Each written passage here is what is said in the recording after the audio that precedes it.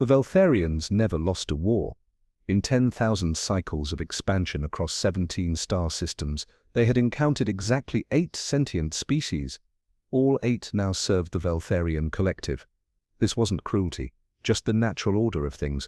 The strong protect the weak serve the strong. Simple, efficient. Captain Drazatuk stood on the command deck of the Righteous Dominion, mandibles clicking in anticipation as the holographic display showed the small blue-green world. Unremarkable, except for one detail: artificial radio signal. Primitive, yes, but the unmistakable signature of nascent civilization. Commence standard first contact protocol, Drazatuk ordered. Deploy Scout Team Alpha to surface coordinates 39.7555 Dostan and 104.9933 do Wobbladu. Observation only. Lieutenant Kraloven's carapace shimmered with acknowledgement patterns. Stealth parameters, Captain. Unnecessary. Preliminary scans show pre-spaceflight technology. They won't detect our approach. Staff Sergeant Jack Dawson never expected to make first contact while getting coffee. But there he was, in a downtown Denver Starbucks at 0730, when the sky outside darkened, not like clouds, more like someone had dimmed the sun. His combat instincts, honed through 3 tours in conflict zones, fired instantly. Then came the sound, a deep, resonating hum that made his teeth vibrate. "What the hell is that?" asked the barista, a college kid who'd been working on Jack's triple espresso. Jack didn't answer. He was already moving, pulling his phone out to call his commanding officer at the nearby mounting complex. The calls wouldn't go through. No signal. Outside, people stopped in the streets, pointing upward. Jack followed their gaze and felt his stomach drop.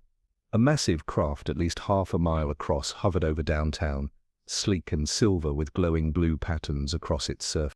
"Son of a bitch," he whispered. "They're actually real." "Captain, forward sensors detect high concentrations of artificial structures and biological entities," reported Science Officer Mithril. "The dominant species appears bipedal, endoskeletal, with minimal natural defenses." Drazatuk studied the scan data with 4 of his 6 eyes. Curious. No natural armor, no significant muscle density compared to galactic average. They look fragile. Their atmospheric vehicles rely on primitive combustion principles, Mithril added. No energy weapons detected. Their most advanced projectile weapons utilize simple chemical propellants. "Excellent," Drazatuk said, his voice flanging with pleasure. "This integration should proceed smoothly." He turned to his first officer. "Prepare a surface expeditionary force. Standard diplomatic approach. 10 warriors, fully armed. Let's show them what they're dealing with." The Veltharian landing craft descended with precise, controlled movements, touching down in the center of Civic Center Park. By now, police had established a perimeter, and the National Guard was mobilizing, but everyone knew they were woefully unprepared for whatever was happening. Jack had managed to reach the park by showing his military ID. He stood behind the police line, analyzing the craft with professional detachment. Sleek, no visible weapon systems, but the material looked stronger than anything in human arsenals. The bottom of the craft irised open, and a ramp extended. What emerged made Jack's blood run cold. They stood over 8 feet tall, with segmented exoskeletons the color of burnished copper.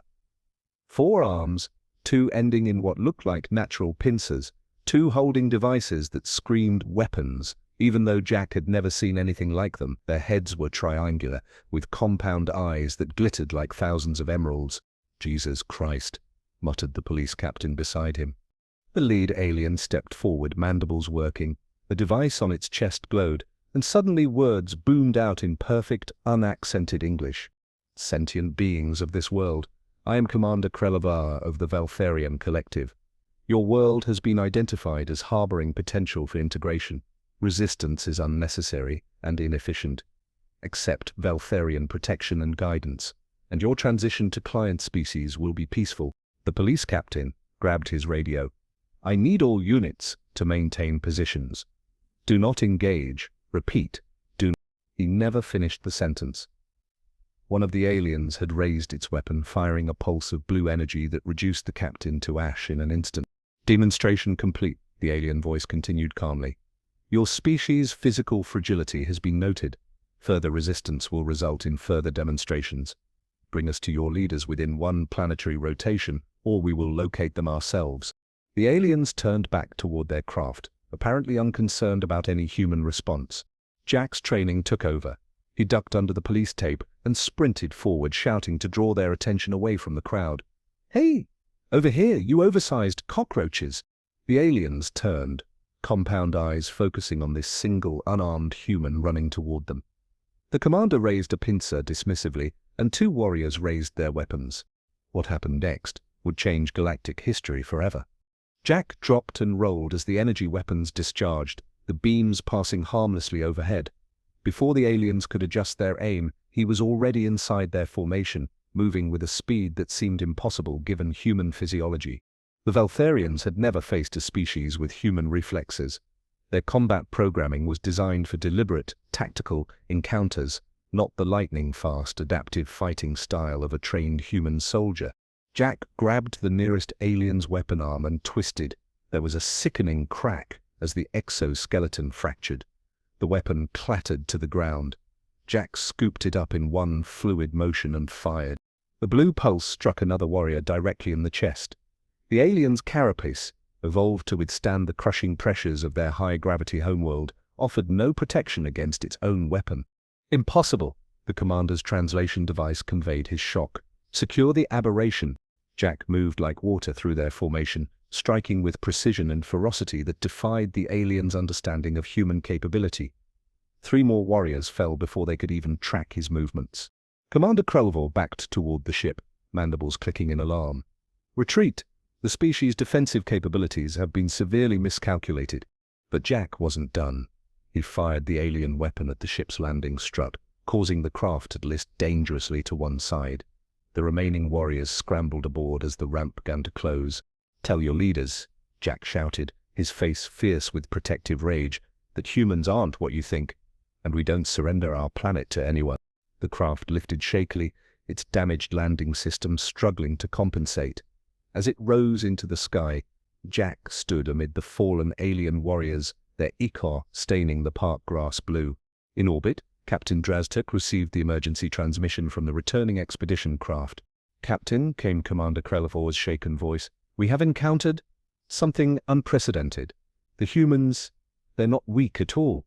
They're deadly." The Veltharian High Command spire towered over the capital city of Velthar Prime, its crystalline structure catching the light of twin suns. Inside the central chamber, Captain Draztuk's carapace trembled slightly as Grand Admiral Zexkor reviewed the mission recordings for the 3rd time. "Explain this," Zexkor demanded, mandibles clicking with barely controlled rage. "How did a single, unarmed primitive defeat 5 elite warriors? The humans possess unexpected physical capabilities, Admiral," Draztuk responded carefully. "Their neural response time exceeds our projections by 320%. Their muscle fiber density—" "Spare me the scientific details." The Admiral's pheromones filled the chamber with the scent of fury. "You have embarrassed the collective before a primitive species. For the first time in our history, an integration has been resisted." The chamber fell silent as the Admiral accessed the strategic network through his neural implants. After several tense moments, he spoke again. "The High Council has made its decision. Earth will not be treated as a standard integration. It is now classified as a Class 1 threat world." Draztuk's compound eyes widened. "Admiral, with respect, a full invasion fleet for a pre-spaceflight species seems what, Captain? Excessive? Did you not watch as your warriors were slaughtered by a single human?" Zexkor's voice dropped to a dangerous whisper. "The invasion fleet departs in 3 cycles. 2,000 ships, 5 million warriors.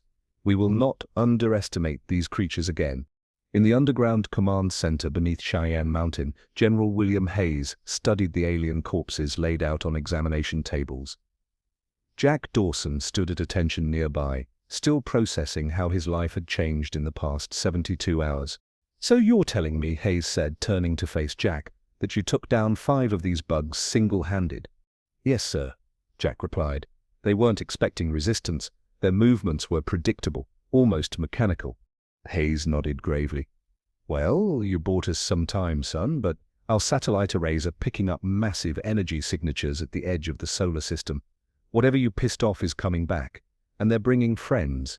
The general turned to the assembled military and scientific personnel. Ladies and gentlemen, as of 0600 this morning, Earth is at war. Every nation has agreed to unified command structure. We have approximately 3 weeks before the alien fleet arrives. Dr. Sarah Thompson, lead xenobiologist, stepped forward. General, we've analyzed their technology. It's advanced, but not insurmountable. Their biology suggests evolution on a high-gravity world, making them physically strong but slow by our standards.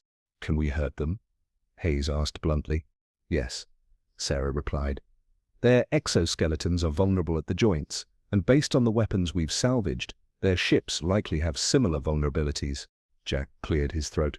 Sir, permission to speak freely. Hayes nodded. These aliens, these Veltharians, they've clearly conquered other species. They weren't expecting a fight because they've never needed to fight. We need to hit them hard and fast, show them that Earth isn't just another conquest. On board the Veltharian flagship Inevitable Dominance, Science Director Nithval watched the holographic simulation with growing unease. The human diplomatic transmission played again, their world leaders, unified for perhaps the first time in their history, offering peace while standing firm against unprovoked aggression. Admiral, she said carefully, perhaps we should consider their offer. Our initial contact protocol was arguably provocative. Admiral Zexkor didn't even turn to acknowledge her. Your concerns are noted, Director, and rejected. The humans killed Veltharian warriors. The response must be absolute, but the data suggests they are dangerous, Zexkor interrupted. Dangerous species must be subjugated completely or eliminated. There is no middle ground. Befal's pheromones expressed distress, but she said nothing more. Later, in her private chamber, she sent an encrypted message to a small network of like-minded officers. This war is unnecessary. The humans defended themselves as any sentient species would. We must find a way to end this before it's too late. The first Veltharian attack came at dawn. Their ships darkened skies over every major city simultaneously. The initial bombardment targeted military installations, but their intelligence was incomplete. Many strikes hit civilian areas. In Denver, Jack led a squad of special forces equipped with modified alien weapons. They managed to bring down a small landing craft, but for every alien they killed, 3 more took its place. By nightfall, Denver was lost. Jack's squad retreated into the Rocky Mountains, joining the growing resistance. Reports from around the world painted the same grim picture. Humanity was fighting valiantly, but losing ground by the hour. Sarah Thompson worked tirelessly in a mobile lab, seeking weaknesses in Veltharian biology and technology. Their communication relies heavily on pheromones, she told Jack during a rare quiet moment. It makes them efficient in combat, but potentially vulnerable to disruption. Jack barely heard her. He was staring at footage of New York, now a smoking ruin. My sister lived there, he said hollowly, with her kids. They were supposed to evacuate. Sarah placed a hand on his shoulder, silent in the face of grief that was becoming all too common. 3 weeks into the invasion, Nithval's secret resistance had grown. Dozens of Veltharian scientists and lower-ranking officers had joined her cause, troubled by the brutal efficiency of the campaign. They'd witnessed humans fighting to protect not just themselves but each other, parents shielding children, soldiers sacrificing themselves for civilians. These aren't mindless primitives, Nithval argued during a clandestine meeting. They're a young species with potential. This extermination campaign violates the true spirit of the collective. Lieutenant Krelevin, one of the few survivors from the first contact mission, clicked his mandibles in agreement. The humans fight with a ferocity I've never witnessed, not for conquest or resources. They fight for each other. Admiral Zexkor will never listen, another officer said. The campaign is proceeding exactly as planned. 80% of human military capability has been neutralized. Nithval's compound eyes darkened. Then we must act soon, or there will be nothing left to save. On the battlefield outside what remained of Chicago, Jack Dawson stared at the advancing line of Veltharian ground forces. Beside him, the remnants of humanity's combined military forces prepared for what would likely be their final stand. 6 weeks of brutal war had taught humans much about their enemy, but knowledge wasn't enough against overwhelming numbers and technological superiority. Humanity had fought back harder than the Veltharians expected, destroying hundreds of their ships and thousands of warriors, but the cost had been catastrophic. Billions dead. Cities reduced to rubble. The survivors were scattered, hiding in mountains, forests, and hastily constructed underground bunkers. General Hayes, his face gaunt with exhaustion, addressed the assembled soldiers. "This is it, people. We've got what's left of our arsenal concentrated here. Our scientists have developed a potential game changer, a synthetic pheromone that might disrupt their combat coordination, but we need to get it into their command ship's ventilation system." Jack stepped forward. "I'll take it." Hayes nodded grimly. "I thought you might. Take whatever team you need. The rest of us will create a diversion." As Jack gathered volunteers for the suicide mission, Sarah approached him. Her lab coat was gone, replaced by combat fatigues. "I'm coming too," she said. "Someone needs to ensure the delivery system works correctly." Jack started to protest, then saw the determination in her eyes. He simply nodded. As dawn broke over the ruined landscape, the final battle began. Humanity threw everything they had at the Veltharian forces.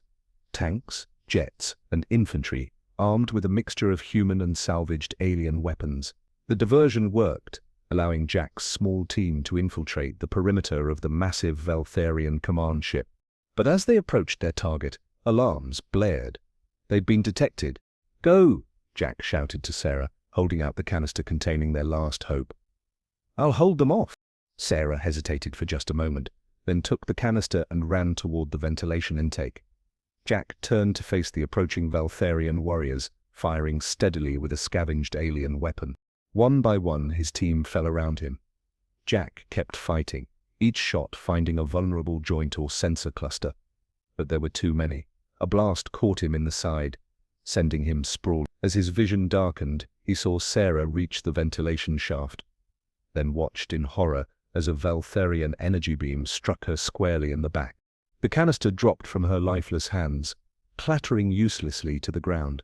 Jack's radio crackled with General Hayes' voice. "Dawson, report. Did you deliver the package?" Jack couldn't answer. He watched as Veltharian warriors surrounded him, weapons trained on his prone form. In the distance, the human defensive line collapsed under overwhelming firepower. For the first time since the war began, Jack Dawson felt true despair. Humanity had given everything, fought with courage and ingenuity beyond anything the Veltharians had expected, and still failed. As the alien commander stood over him, weapon poised for the killing blow, Jack closed his eyes and waited for the end. Jack Dawson opened his eyes, expecting death. Instead, he found himself in what appeared to be a medical bay, his wounds treated. The room was clearly Veltharian in design, hexagonal, with strange bioluminescent lighting and surfaces that seemed half organic, half metal. "You're awake? Good." The voice came from a Veltharian standing in the doorway, smaller than the warriors he'd fought. Her? Jack somehow knew it was female. Carapace was iridescent blue rather than copper. "Why am I still alive?" Jack's voice rasped. "I am Science Director Nithval," she said, mandibles moving gently. "And you're alive because we need you, human Jack Dawson." "Need me for what? Experiments? Torture?" "Information," she replied. "But not what you think." She stepped closer. "Your friend, the female who carried your weapon, she succeeded." Jack sat up sharply, ignoring the pain. "Sarah? But I saw her." "Die? Yes?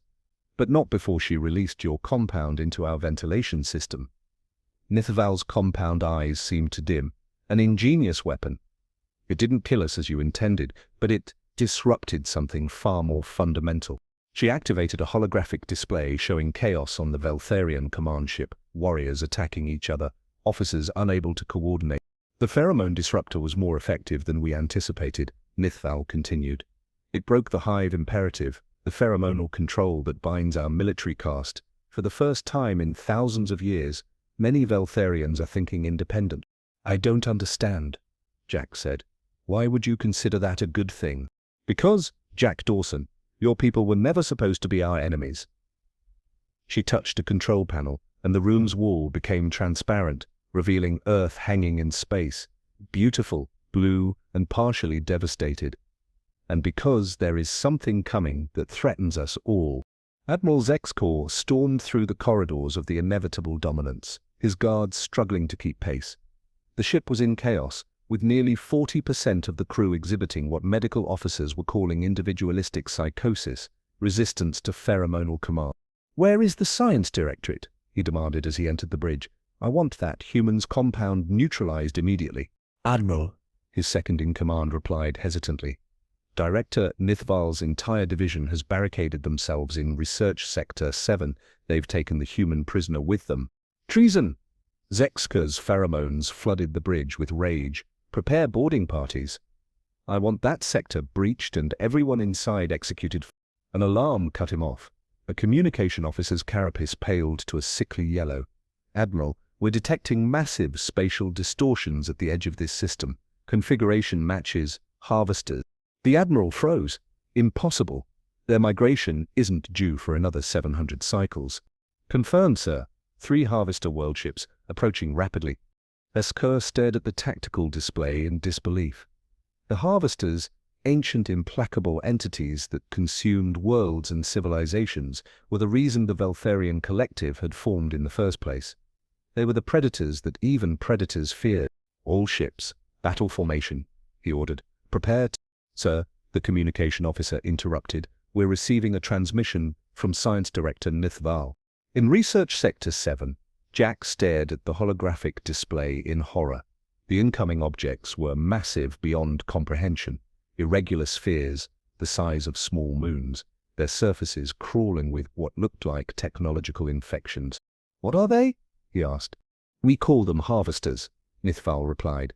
"They appear every 1,000 cycles, moving from system to system, stripping planets of all resources, including sentient life. They're why the collective formed. Alone, no species could stand against them." Another Veltharian stepped forward.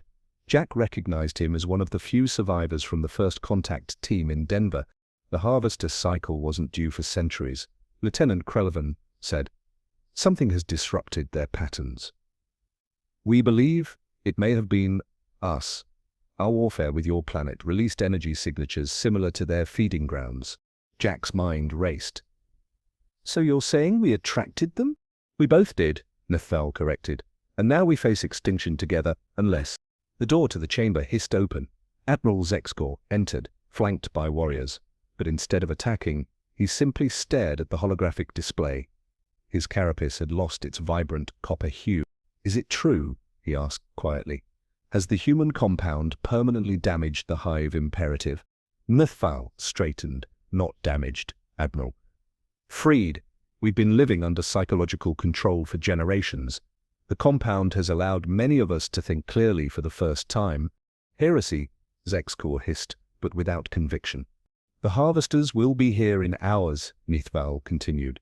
"We don't have time for ideological debates. Humanity has weapons and tactics we've never considered. We need them." Jack stepped forward, ignoring the warriors' raised weapons. "Our invasion force massacred billions of my people. Why would we help you?" "Because the alternative is extinction," Zexkor said, surprising everyone. "For both our species." General Hayes didn't believe it at first when Jack's voice came over the emergency channel. He believed it even less when Jack explained the situation. But the massive objects now visible in Earth's sky were convincing evidence. "Let me get this straight," Hayes said to the assembled human and Veltharian leaders in the hastily arranged summit. "You want us to fight alongside the very aliens who've spent the last 6 weeks trying to exterminate us?" "The harvesters will do worse than exterminate us," Nithval explained. "They consume consciousness itself, absorbing neural patterns into their collective." "And we should trust you because—" a Chinese general asked skeptically. Jack stepped forward. "Because they could have finished us off. But instead, they're here. And because Sarah's compound did something none of us expected, it broke their biological programming. Many of them are as horrified by this war as we are." Admiral Zexkor, still struggling with the compound's effects on his own brain, spoke next.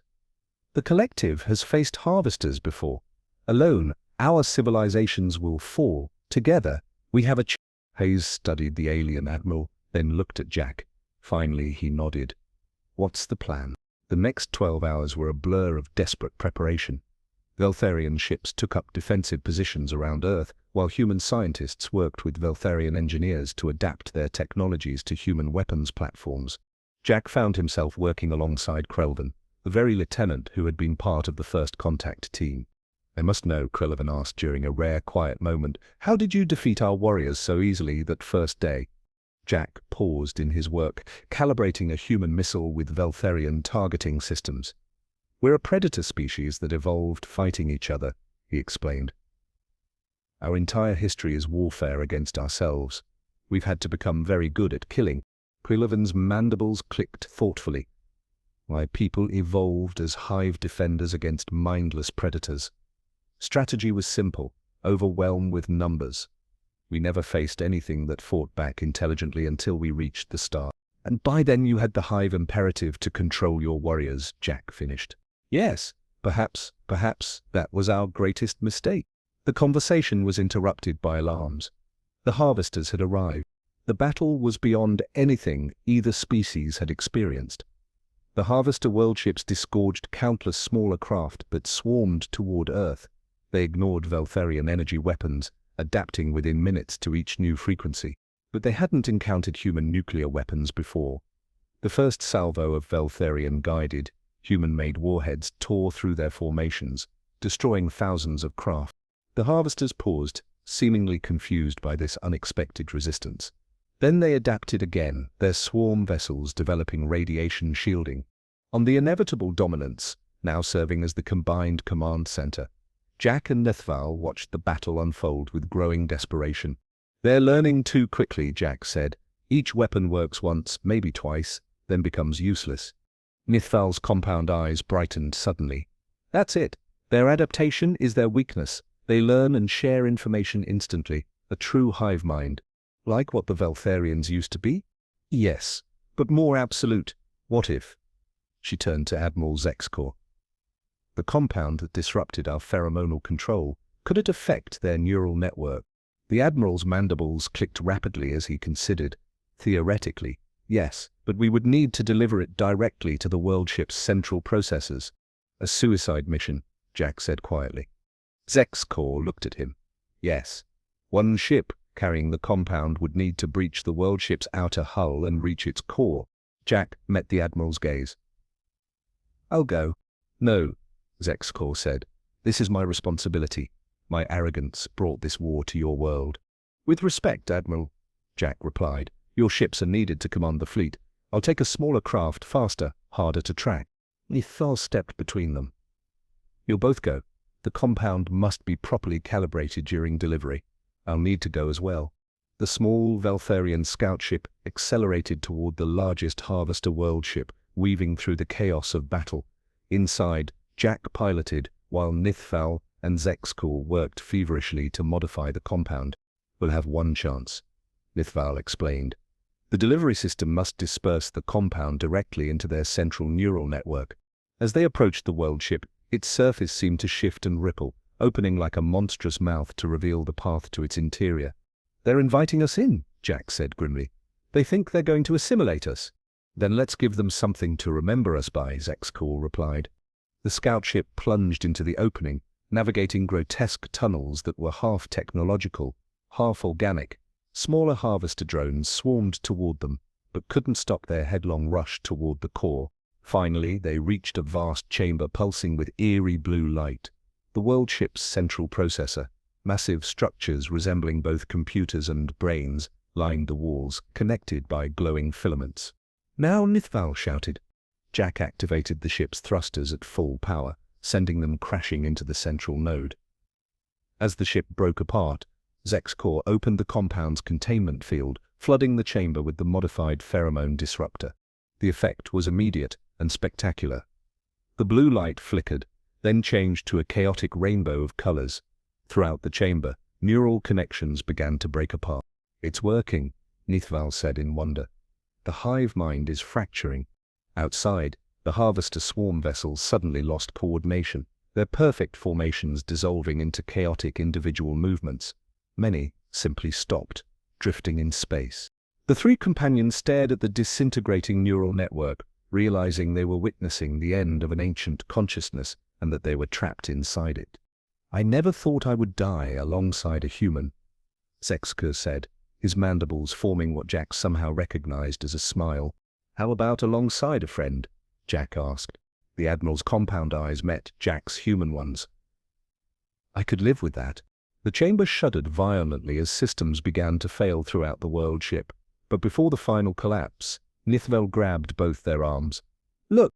The neural filaments were rearranging themselves, forming new patterns distinct from the original hive mind, but still connected. "They're individualizing," she whispered, "like what happened to our people. Not dying, but becoming something new."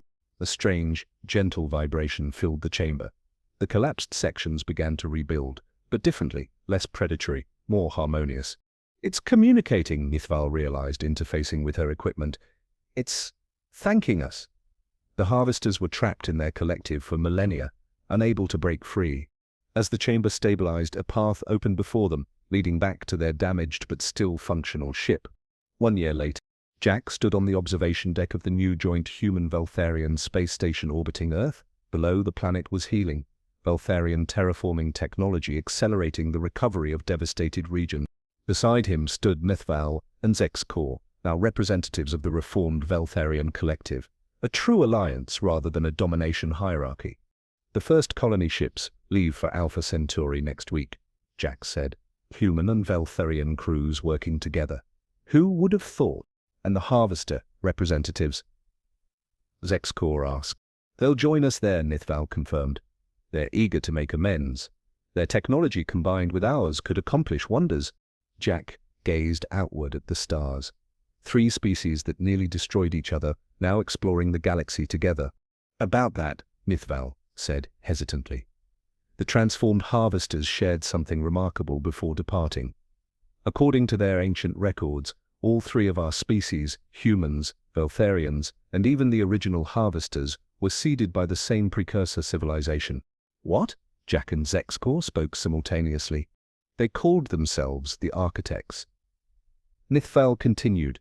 "They spread life throughout the galaxy millions of years ago before disappearing. The harvesters believe they may still exist somewhere in unexplored space." Jack looked back at the stars with new wonder. "So we're not just allies. We're family. Family that nearly killed each other," Zexkor noted dryly. "Wouldn't be the first dysfunctional family in the universe," Jack replied with a smile. "But now we have a new purpose, finding our creators."